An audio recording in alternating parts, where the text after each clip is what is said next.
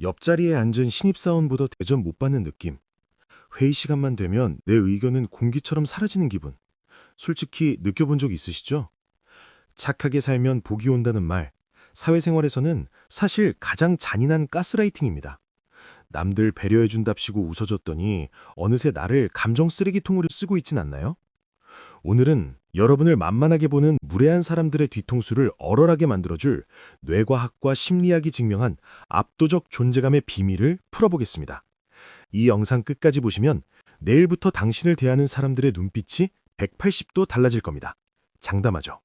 사람들이 당신을 만만하게 보는 이유는 당신이 부족해서가 아닙니다. 오히려 너무 예측 가능하기 때문입니다. 심리학에서는 이를 행동의 정형화라고 부릅니다. 상대가 나에게 무례하게 굴어도 허허실실 웃어넘길 것을 이미 알고 있다면 상대는 굳이 당신을 존중할 에너지를 쓰지 않습니다. 인간의 뇌는 가장 효율적인 길을 찾도록 설계되어 있고 저항이 없는 곳으로 힘을 쏟기 마련이니까요. 첫 번째, 가장 먼저 버려야 할 것은 즉각적인 대답입니다. 만만한 사람들의 특징은 질문이 떨어지자마자 0.5초 만에 답이 나간다는 겁니다. 이건 심리적으로 나는 당신의 요구에 항상 대기 중이다라는 신호를 줍니다.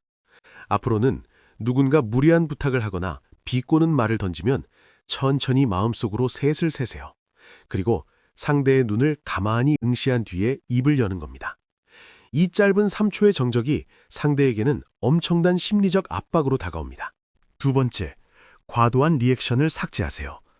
상대방의 재미없는 농담에 분위기를 띄우려고 억지로 웃어주거나 모든 말에 고개를 격하게 끄덕이는 행위는 스스로를 을의 위치로 격화시키는 행위입니다.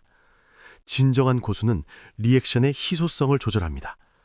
당신의 웃음과 긍정이 귀해질 때 사람들은 당신의 인정을 받기 위해 안달복달하게 됩니다. 세 번째, 말끝을 흐리지 마세요. 인 것 같은데요. 일지도 몰라요 같은 추측성 어미는 당신의 전문성과 자신감을 갉아먹습니다. 틀리더라도 당당하게 그렇습니다, 아닙니다 라고 마침표를 찍으세요. 확신에 찬 어조는 내용의 논리보다 훨씬 강력한 힘을 발휘합니다. 네 번째, 거절할 때 사과하지 마세요. 미안한데 제가 지금 바빠서요 라고 말하는 순간 당신은 정당한 권리를 행사하면서도 죄인이 됩니다. 그냥 지금은 제 업무에 집중해야 해서 어렵습니다 라고 사실만 전달하세요. 거절은 미안한 일이 아니라 내 자원을 효율적으로 관리하는 지극히 건강한 행위입니다. 다섯 번째, 몸의 면적을 넓히세요. 만만해 보이는 사람들은 본능적으로 몸을 웅크립니다. 어깨를 좁히고 무릎을 모으고 시선은 바닥을 향하죠. 테스토스테론 수치를 높이고 스트레스 호르몬인 코르티솔을 낮추는 파워 포즈를 기억하세요. 등받이에 등을 기대고 어깨를 펴는 것만으로도 주변의 공기는 바뀝니다. 여기서 잠깐, 여러분은 지금까지 살면서 어떤 순간에 내가 지금 만만하게 보이고 있구나 라고 느끼셨나요? 혹은 나만의 단호한 대처법이 있다면 무엇인가요? 댓글로 여러분의 경험을 공유해 주세요. 비슷한 고민을 하는 분들에게 큰 힘이 될 겁니다. 여섯 번째, 감정의 노출을 최소화하세요. 기분이 나쁘다고 바로 얼굴을 붉히거나 당황해서 허둥지둥하는 모습은 상대에게 내 조종 리모컨을 쥐어주는 꼴입니다. 무리한 상황일수록 표정을 지우세요. 무표정은 상대가 당신의 다음 수를 읽지 못하게 만드는 가장 강력한 방어막이자 공격수단입니다. 일곱 번째, 부탁을 들어줄 때도 조건을 거세요. 해줄게요가 아니라 지금은 바쁘니 오후 4시 이후에 확인해 드릴게요 라고 말하세요. 내 시간의 주도권이 나에게 있음을 확실히 인지시켜야 합니다. 여덟 번째, 침묵을 견디는 연습을 하세요. 대화 도중 어색한 공기가 흐를 때 만만한 사람들은 그 공기를 참지 못하고 아무 말이나 내뱉으며 미천을 드러냅니다. 하지만 강한 사람은 침묵을 즐깁니다. 침묵을 주도하는 사람이 대화의 주도권을 갖습니다. 아홉 번째, 칭찬에 담담해지세요. 과한 칭찬을 받았을 때 너무 몸둘 바 몰라 하며 부정하는 것은 자존감이 낮다는 신호입니다. 가볍게 감사합니다 하고 넘기세요. 당신은 그 칭찬을 받을 자격이 충분한 사람이라는 것을 행동으로 보여주는 겁니다. 열 번째, 자신의 약점을 유머로 승화시키지 마세요. 스스로를 깎아내려 분위기를 띄우는 셀프 디스는 친근함을 줄 수는 있지만 무례한 사람들에게는 훌륭한 먹잇감이 됩니다.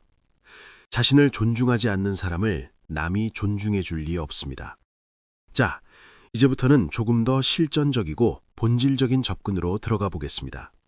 순서에 얽매이지 말고 이 원리들을 당신의 삶에 자연스럽게 녹여보세요. 가장 먼저 신경 써야 할 부분은 언어의 경제성입니다.